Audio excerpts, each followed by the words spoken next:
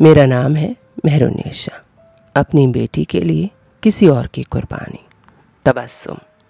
तबस्सुम बहुत खूबसूरत थी और उसकी शादी एक पढ़े लिखे परिवार में हुई थी। पढ़ी लिखी तबस्सुम जिस घर में ब्याह के जा रही थी वो कोई अनजान जगह नहीं थी। पुरानी जान पहचान थी दोनों परिवारों में। तबस्सुम और परवेज़ दोनों एक ही साथ बड़े हुए थे। काफ़ी अच्छा और पढ़ा लिखा ससुराल था। तबस्सुम के ससुराल में बेटियों को पढ़ने लिखने पर बड़ा जोर दिया करते थे। तबस्सुम इकलौती लड़की थी तो माँ बाप ने सोचा कि लड़की को दूर भेजने से अच्छा है कि अपने ही पड़ोस में लड़की दी जाए, तो उन्होंने उसकी अपने ही पड़ोस में अपने जिगरी यार के यहाँ कर दी।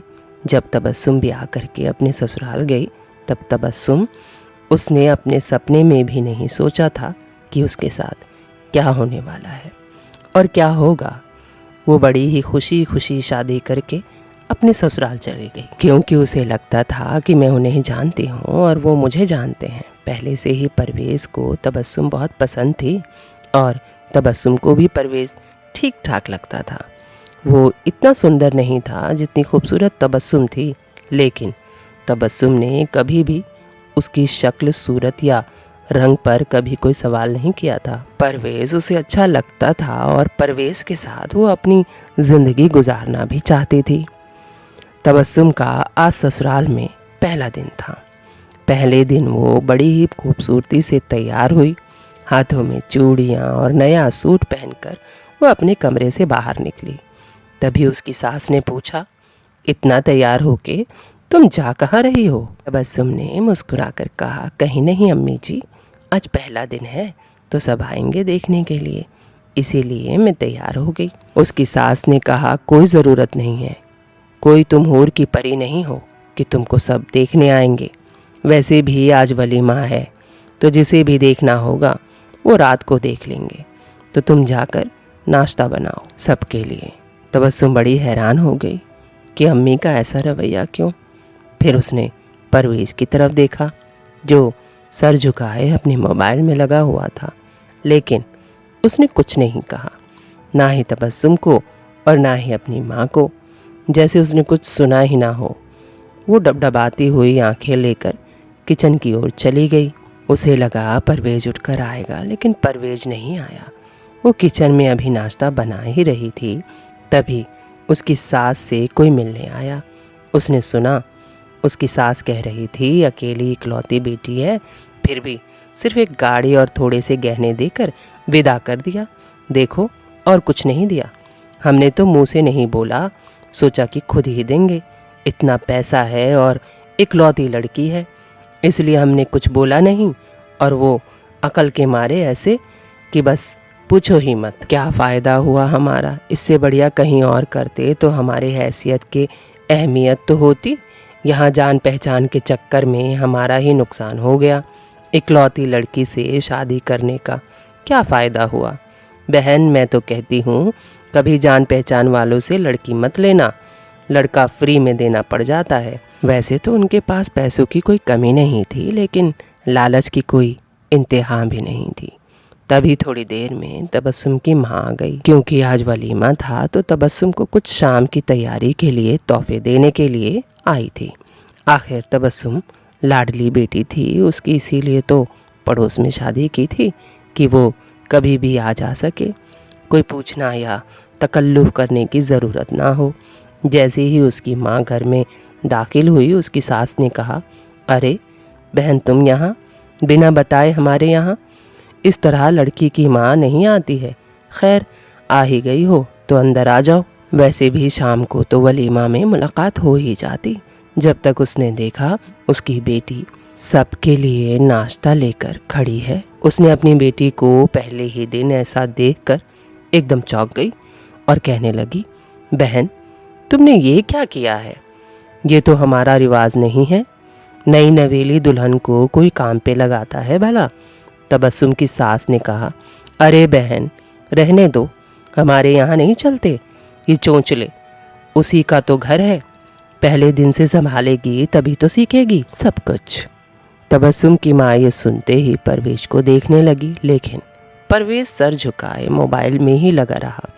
जैसे ही उसने देखा कि उसकी सास उसे देख रही है, वो वहाँ से उठा और चला गया। तबस्सुम की माँ का कलेजा छलनी हो गया, लेकिन वो ज़्यादा कुछ बोल न सकी और वहाँ से चली आई। 2 गली छोड़कर ही तो मकान था उनका। उसकी माँ इतने सदमे में थी कि जैसे उसे घर मिल ही नहीं रहा हो। उसे लगने लगा कि शायद उसने अपनी बेटी की किस्मत फोड़ दी है। वलीमा भी हो गया, वक्त गुजर गया, लेकिन तबस्सुम की हालत में कोई सुधार नहीं हुआ। तबस्सुम की सास ने एक नौकरानी थी, उसे भी निकाल दिया था। तबस्सुम ही पूरा घर संभालती थी। ये सब तबस्सुम की माँ देखती थी, लेकिन कुछ नहीं कर सकती थी सिवाय अपनी बेटी को सब्र देने के। तबस्सुम के ससुराल में उसे कोई सीधे मुंह बात भी नहीं करता था, लेकिन जब भी तबस्सुम के घर से कोई सामान आता या कोई चीज़ आती, उस दिन तबस्सुम से प्यार से बात करते। फिर कुछ दिन बाद वैसा का वैसा ही हो जाता। वक्त गुजरता जा रहा था। अब तबस्सुम माँ भी बनने वाली थी, तो उसने सोचा शायद अब उसके ससुराल वालों का दिल उसके लिए नर्म होगा, लेकिन ऐसा नहीं था। अभी तो तबस्सुम की मुश्किलें और बढ़ने वाली थी। तबस्सुम की बड़ी ननद भी अपना ससुराल छोड़कर घर आ गई थी। उसका भी रवैया तबस्सुम के लिए सख्त ही रहता था। उसे ज़रा भी दया नहीं कि तबस्सुम माँ बनने वाली है। उसकी मुश्किल आसान करने के बजाय वो उसकी मुश्किल और बढ़ाती। तबस्सुम की ज़रा ज़रा सी बात वो परवेज़ को बोलती, फिर परवेज़ उस पर सख्ती करता। एक दिन तबस्सुम के हाथों से किचन में पूरे महीने का तेल गिर गया। इस बात पर पहले उसकी सास ने उसे इतना डांटा और पूरा किचन साफ करवाया। तबस्सुम की हालत ख़राब हो गई थी, लेकिन उसने फिर भी पूरे घर का काम किया। आखिर इंसान ही तो है, किसी को भी उस पर दया नहीं आई।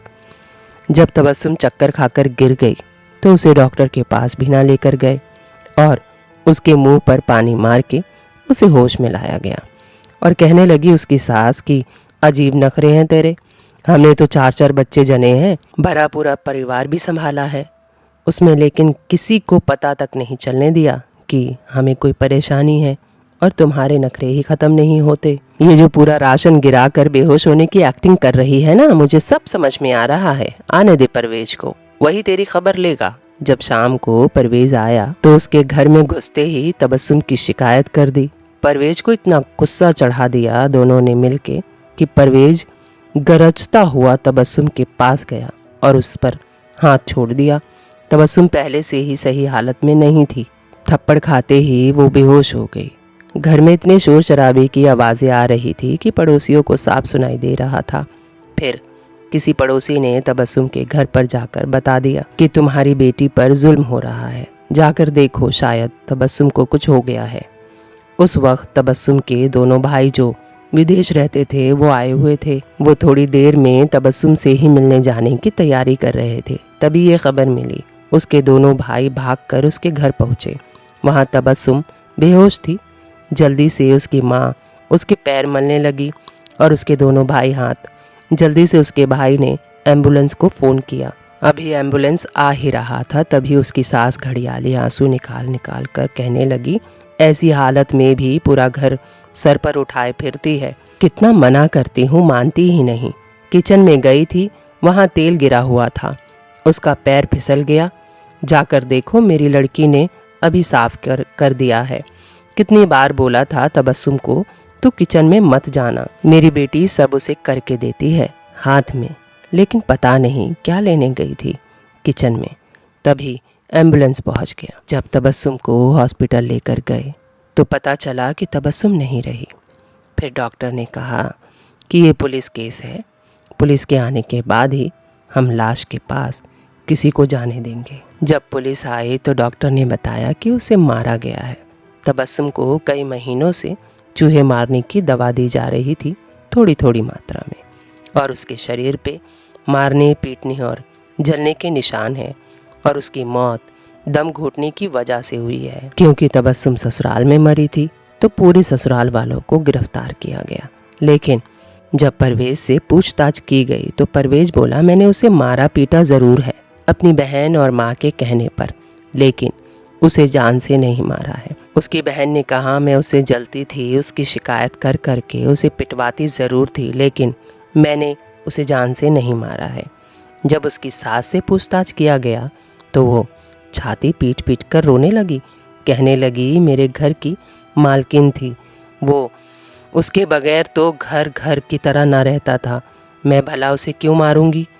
तीनों में से कोई भी मुंह खोल नहीं रहा था, तो तीनों की अलग अलग पूछताछ हुई और ज़रा सख्ती से पूछा। परवेज़ को तो बहुत पीटा पुलिस वालों ने, पर फिर भी वो अपनी बात पर अड़ा रहा। उसकी ननद से पूछताछ हुई तो वो भी अपनी बात पर टस से मस ना हुई। उसकी सास से सख्ती की तो वो डर के मारे बोलने लगी कि उसी ने मारा है, क्योंकि उसकी बेटी के ससुराल वालों ने उसे इसीलिए घर से निकाल दिया क्योंकि उनकी बेटी की शादी हमने परवेज़ से नहीं की, जो कि तय हुई थी। हमने दहेज के लालच में तबस्सुम से कर दी। इसीलिए जब मेरी बेटी वापस घर आई तो मुझे किसी भी तरह तबस्सुम को मेरे बेटे की ज़िंदगी से निकालना था। कितनी भी सख्ती कर रहे थे वो सब सह रही थी, लेकिन तलाक ले नहीं रही थी।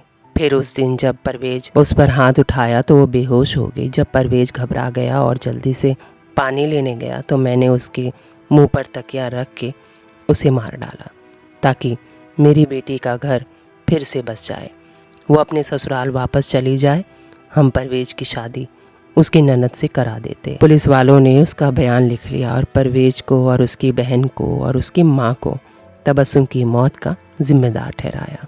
अब तीनों जेल में हैं, लेकिन तबस्सुम की माँ रोती रहती है और तबस्सुम से माफ़ी मांगती रहती है कि कहीं से उसकी रूह सुन रही हो तो उसे माफ़ कर दे। पहली बार जब तुझ पर जुर्म होते देखा था तभी तुझे घर क्यों नहीं ले आई, बस वो यही कहती रहती है और रोती रहती है। उम्मीद है मेरी ये कहानी आपको अच्छी लगी होगी, तो मेरे चैनल को सब्सक्राइब करके आप मेरा हौसला बढ़ा सकते हैं। Thank you for watching.